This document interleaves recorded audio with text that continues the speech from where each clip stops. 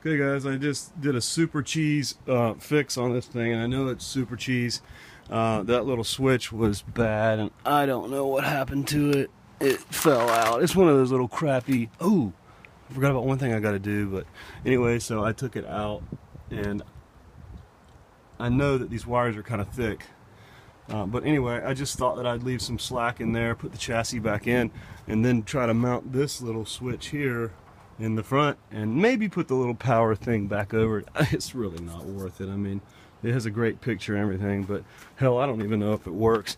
The shield or the ground I have to make go back around. I traced it out, and it carries over this outside. Where's my finger? Comes around. Focus.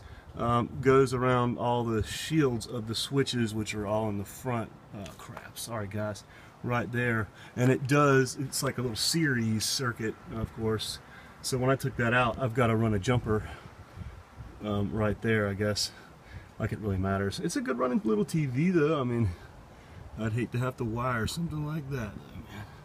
Next, I'm going to build a guitar tube amp, because I do play a lot of guitar, and I've got all the parts, sockets. Let me show you what I did find that I forgot that I had. So I've got millions of tubes, 6V6s, 6LC, all the power I need, tons of 12AX7s, and here's my solution for not having tube sockets. Bam. It's an old tube tester. It actually works, but it doesn't really do a whole lot of checking. I think it just checks for, we'll do a video on that later anyway, but yeah, you probably recognize the meter for some videos, but yeah.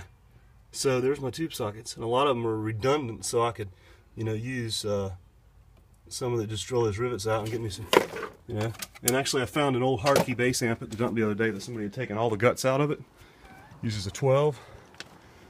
Took the speaker out in the guts, so I can build my tube amp in that. I'll show you that later.